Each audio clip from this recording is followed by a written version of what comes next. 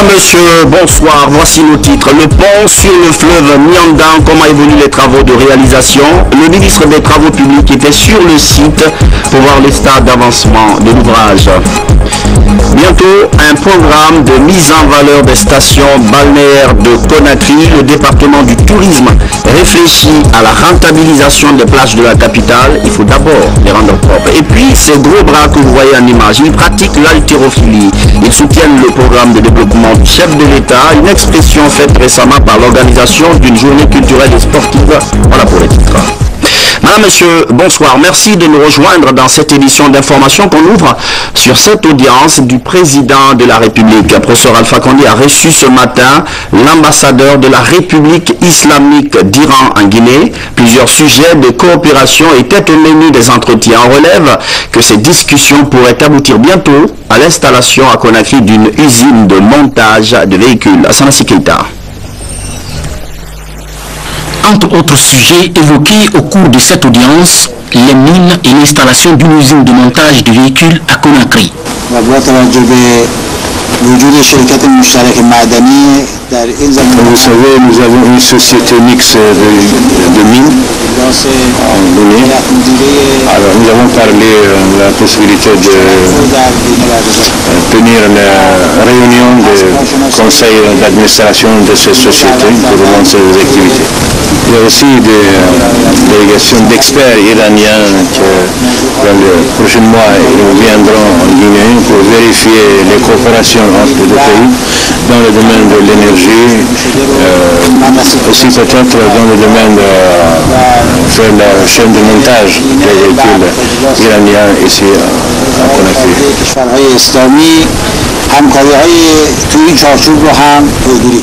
Le renforcement de la coopération entre les pays islamiques a été également évoqué.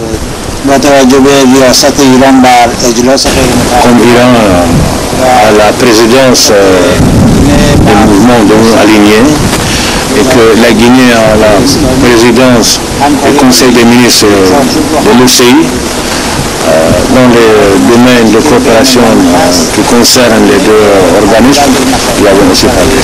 Nous pouvons être utiles aussi pour régler les problèmes qui existent dans certains pays islamiques.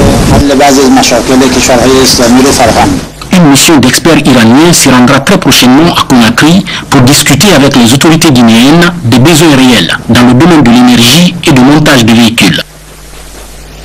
Voici un acquis à mettre à l'honneur des femmes, l'inauguration de la mosquée du district de Takoura dans la préfecture de Kankan.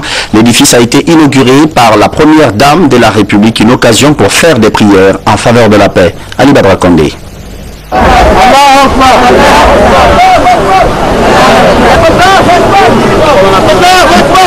Takoura, le plus ancien village des Kandé, situé à 35 km de la préfecture de Kankan, accueille la première dame de la République.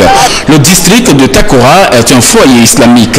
Hadjadjene Kandé est venu présider l'inauguration de ce temple de Dieu réalisé par les fils du terroir avec l'appui du Croissant Rouge des Émirats Arabes Unis. La foule, les gens qui sont venus de toute la Guinée, y compris de l'extérieur, parce qu'il y a des Maliens, il y a des Sénégalais. C'est la grande rencontre des Kondés. Donc il y a tous les Kondés de la sous-région de la Guinée. Vous avez vu les imams venus du Fouta. C'est toute la Guinée qui est là. Cette maison de Dieu est bâtie sur une superficie de 1014 mètres carrés avec une capacité d'accueil de 744 fidèles. Elle comporte une chambre mortuaire, un bloc de latrines de 5 cabines. Vous avez vu le déplacement du grand calife de l'Abbé. Empêché qu'il est parce qu'en mission au Maroc, il a tenu à se faire remplacer par ses deux plus proches adjoints. Vous avez noté la présence effective de El Hadj Bano, le calife de Pita. Vous avez noté la présence de El Hadj Chérif, le calife de Dalaba. Et vous avez noté également la présence de El Hadj Mamad Bari, le calife de Mamou. Qui dirait mieux par rapport à une volonté manifeste d'unité nationale et de réconciliation. La paix et l'unité nationale, vous savez, c'est le credo du chef de l'État. Et je pense que cet acte que nos frères ont posé prouve déjà que l'unité nationale est une réalité en Guinée. Et la religion nous l'a montré. Et aujourd'hui, on est vraiment très très heureux. Cette initiative bénéficie du soutien de la première dame de la République. Hadjedjene Kondé a invité les uns et les autres à prier pour la paix et la quiétude sociale en Guinée. Comment évoluent les travaux de construction du pont sur le fleuve Niandan? La réalisation de l'ouvrage est suivie à la loupe. Le ministre des Travaux publics rentre d'un séjour à Kankan et Kerouané où il a visité quelques projets en cours. Une façon de prouver que l'État est très regardant sur la qualité des travaux. Mamadou Paté Baldé. À Kankan, Napaya, la visite du ministre des Travaux publics et sa suite a commencé par les installations de l'entreprise Guitère. Dans ce site, toutes les machines destinées au reprofilage et au bitumage des routes sont mobilisées pour toute intervention. Il faut évaluer le restant des travaux sur Dabola Kouroussa et voir l'éventualité d'un achèvement dans les meilleures conditions. Il y a eu des retards au niveau de ce chantier et à qui la faute, il faut situer les responsabilités. Le ministre Traoré a ensuite apprécié le niveau d'évolution des travaux de réalisation du pont sur le fleuve Niandan. Ici, l'entreprise Satom exécute les travaux à la satisfaction des usagers de ce tronçon Kankan Kerouani qui constituait un véritable calvaire. Nous venons de recevoir l'ordre de service le 25 mars pour la réalisation de ce pont, donc le pont de Yamanda. Le délai d'exécution est de 5 mois, ce qui fait que si tout se passe bien, ce pont doit être construit lors du mois de juillet, doit être achevé lors du mois de juillet, ce qui fait que pour la prochaine saison des pluies, les usagers pourront l'emprunter facilement. À Kerouané, l'entreprise Guitère poursuit les travaux de reprofilage et de bitumage de la voirie urbaine.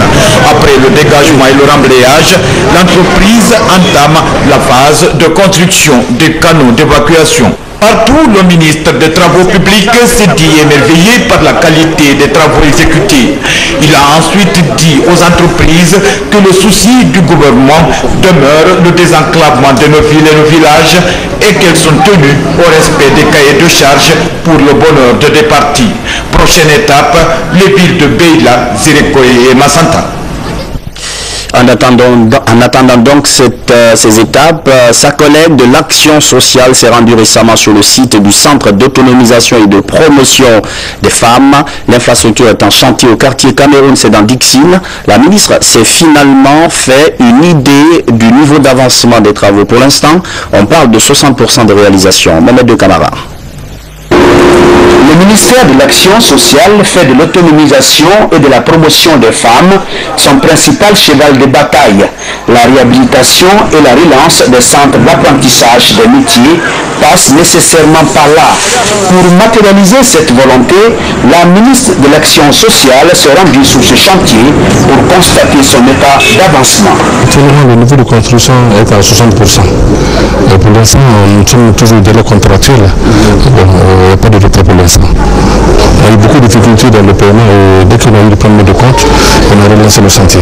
Sanaba Kaba a fait le tour complet du chantier avant d'exprimer sa satisfaction quant à l'état d'avancement des travaux.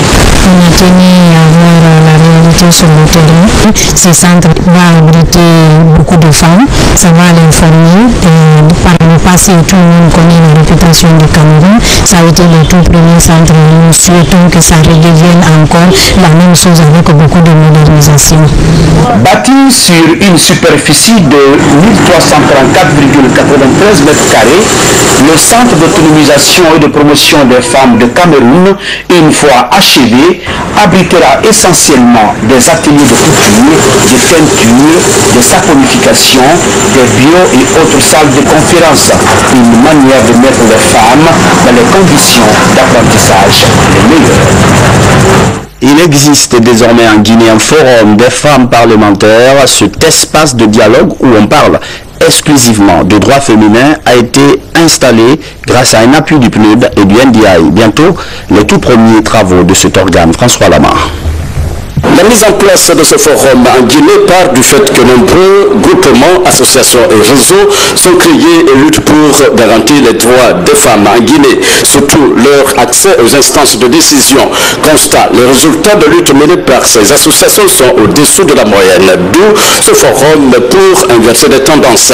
L'approche devrait permettre aux femmes parlementaires de Guinée de s'unir et d'agir ensemble afin de garantir les droits des femmes. Nous n'avons pas oublié de leur donner quelques stratégies que nous avons utilisées, notamment se faire des alliés du côté des hommes députés, se faire des alliés à l'intérieur de nos partis politiques. La solidarité doit être de rigueur. Cet espace de dialogue des femmes parlementaires est doté d'un organe dirigeant et d'un plan d'action qui vise à éradiquer justement les disparités hommes-femmes dans tous les domaines sociaux, politiques et économiques du pays.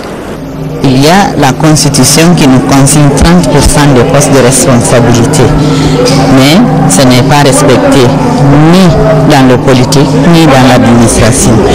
Et puisque nous savons que l'Assemblée nationale est le second pouvoir, nous pensons qu'à ce niveau-là, nous pouvons nous organiser mieux pour aider le gouvernement à honorer ses engagements. La mise en place de ce forum a été financée par le PNUD avec un partenariat technique du NDI. Notre message aujourd'hui, c'est dire que le système des Nations Unies et surtout le PNUD est disponible pour accompagner la Guinée à avoir cette relève de qualité.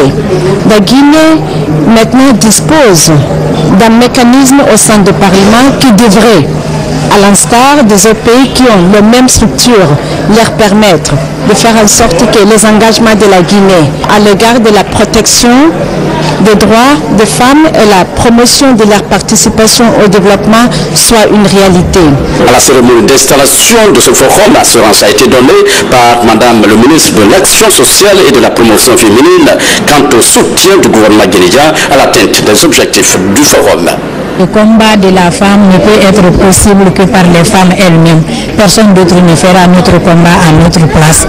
Donc si elles sont unies et organisées, je pense que ça va être un atout pour mon département. Déjà, ce forum bénéficie de l'appui du bureau et des 3 groupes parlementaires de l'Assemblée nationale. Qu'on parle du rôle des structures féminines, il faut rappeler que les femmes constituent des éléments incontournables dans la recherche de la paix. Le Centre Femmes, Citoyenneté et Paix vient de lancer une campagne dans ce sens. Un thème majeur, très à la vogue ces derniers temps en Guinée a été évoqué. Il s'agit de réconciliation nationale. Madame Tissouma. Les femmes de Guinée multiplient les approches pour leur implication dans le processus de réconciliation nationale. Ce projet, qui cadre avec les préoccupations du gouvernement, est soutenu par l'ambassade des États-Unis en Guinée et le Haut Commissariat des Nations Unies aux droits de l'homme. Avec le programme Sous le Baobab, le Centre Femmes, Citoyenneté et Paix œuvre à l'implication des femmes dans le processus de réconciliation nationale et la protection des droits de la Guinéenne. L'archevêque de Conakry, le représentant du Haut Commissariat des Nations Unies aux droits de l'homme ont apprécié la démarche. Avant d'aborder le problème de la réconciliation, il est donc important de prendre le temps de la réflexion. Et c'est ce que le président a voulu, en demandant aux religieux, aux grands imams et à moi-même, de proposer, de réfléchir et de nous proposer une voie. Nous, religieux, nous mettons au centre de nos travaux, de nos préoccupations, la prière. Nous demandons aux gens, aux chrétiens et aux musulmans, de prier tous les jours pour que Dieu nous aide à extirper de nos cœurs la haine. La Guinée est en pleine mutation, donc il y a toutes les réformes qui sont en cours, les réformes institutionnelles, et c'est dans le but notamment d'améliorer les conditions de jouissance des droits de l'homme par le peuple guinéen. La ministre de l'Action sociale a rassuré de son engagement à accompagner cette initiative du centre FECPA. On est plus concernés que n'importe qui dans ce pays. Parce que les conséquences, c'est nous qui sommes interpellés à les résoudre. Et si nous devons avoir des conséquences, on a la chance d'empêcher que des actions qui entraînent des conséquences arrivent. Pourquoi on ne va pas se réveiller les premiers? Cette action des femmes et filles du centre FECPA vise à promouvoir et renforcer les initiatives pour une implication plus responsable des femmes de Guinée dans le processus de réconciliation nationale. Ces questions sur l'implication des femmes dans le processus de réconciliation nationale nous poussent à nous poser une question. Font-elles de la discrimination quand elles parlent exclusivement de droits féminins et de combat pour leur promotion? À l'université de Sonfonia, il y a eu Cher Jarre. Elle a animé ce matin une conférence débat, thème choisi, du féminisme au Jarre, avec le refrain presque quotidien vers l'égalité entre hommes et femmes. Hadia Toubari. Les hommes naissent libres, égaux en droit. Malgré l'existence de cette convention, les femmes restent marginalisées dans les instances de prise de décision, selon de nombreux observateurs. Les sociétés africaines, et guinéennes en particulier, n'ont pas encore atteint le niveau d'égalité requis entre les sexes et que le développement passe nécessairement par cette étape-là, parce que tant que la femme restera considérée comme inférieure, le développement ne pourra jamais se faire. La parité des femmes continue de susciter le débat dans beaucoup de pays. En Guinée, la Constitution consacre 33% des postes aux femmes à l'Assemblée nationale. C'est pour que les femmes puissent discuter, pour que les décisions, les lois qui doivent être votées, que les femmes participent à cela. Parce que si on doit par exemple voter une loi sur la famille en Guinée, si une femme n'est pas là, ils ne prendront jamais les besoins de la femme. Si la femme elle-même, elle discute, elle signe, c'est ça notre salut, c'est ça notre combat aujourd'hui. Le concept Jarre est un concept mal connu par beaucoup de citoyens, d'où l'enjeu de cette conférence débat. Beaucoup pensent que quand tu parles de Jarre, c'est seulement la femme et l'homme. Par contre, le Jarre prend une autre dimension. Ça s'intéresse à d'autres rapports sociaux, tels que les rapports de génération, et aussi au statut des individus. La population guinéenne est forte de 95% de femmes, ce qui suppose leur implication effective dans le processus de développement du pays. Cette jeune fille que vous allez voir en image tout à l'heure est actuellement dans les locaux de la RTG. Elle revenait de l'école quand elle s'est perdue en chemin. Son nom, Fatoumata Kamara. Dans son sac se trouvent des photos de mariage de ses parents, M. Lanfia et Mme Kamara Aïssata. Elle n'a rien, elle a juste envie de rentrer à la maison. Vous pouvez nous contacter au 662 80 40 29 ou encore au 622 22 22 76.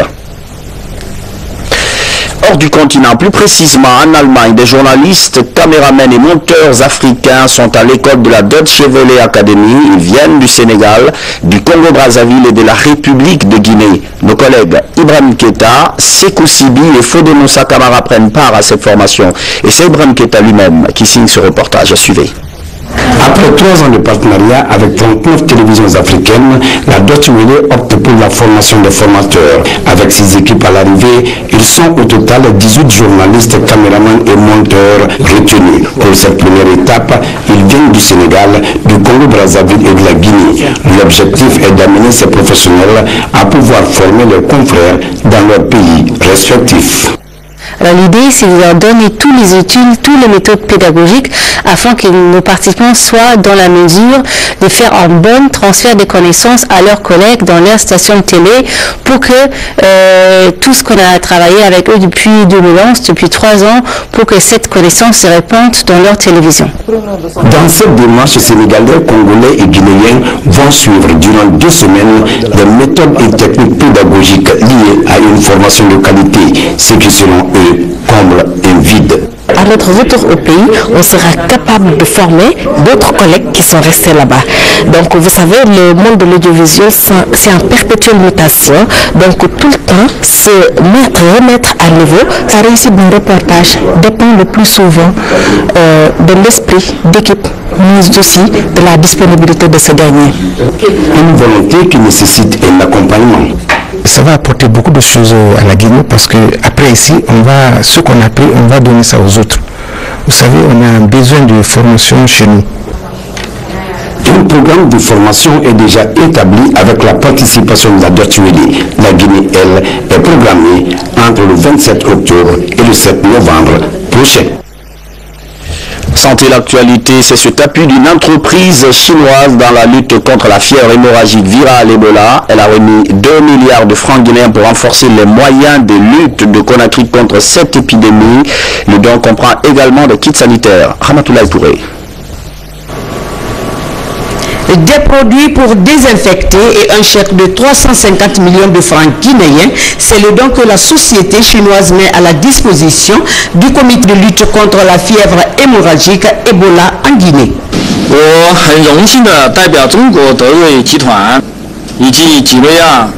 Nous avons l'espoir que notre modeste contribution participera à la sauvegarde de ce que la Guinée a de plus précieux, à savoir la santé de ses populations, l'amélioration des conditions de vie.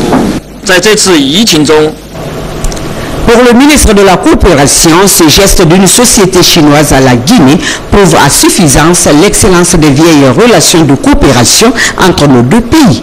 Cette société qui a insisté, qui n'a pas accepté que les travailleurs arrêtent les travaux à cause de la crise. Je crois que ce soutien était plus important pour moi par rapport au soutien matériel aujourd'hui. Ils ont fait une contribution de 350 millions de francs guinéens cash et une valeur de 1 milliard et quelques en produits. Donc ce sont ces matériaux qui seront mis à la disposition du service de santé pour permettre surtout à nos parents à l'intérieur du pays de bénéficier de ces équipements. Les ministres ont rassuré les donateurs de l'utilisation rationnelle et judicieuse de ce don. Je prends l'engagement en leur disant que toutes ces aides que nous avons reçues seront utilisées à bon escient dans l'intérêt exclusif de la population dans le cadre de la riposte. Le ministre de la Santé a en outre réitéré aux hôtes de marque la détermination du gouvernement à œuvrer fermement pour la conservation du projet de construction de la cité internationale. Et puisqu'on parle de santé, une des structures qui œuvre aux côtés de la Guinée pour la santé des populations, c'est la Croix-Rouge.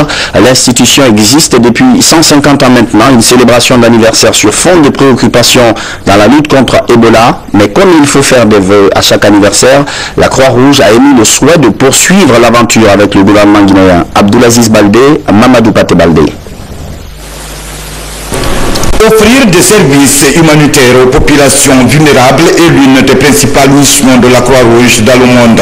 Ce week-end, elle a célébré le 150e anniversaire de sa création sous le thème « Mon histoire Croix-Rouge ».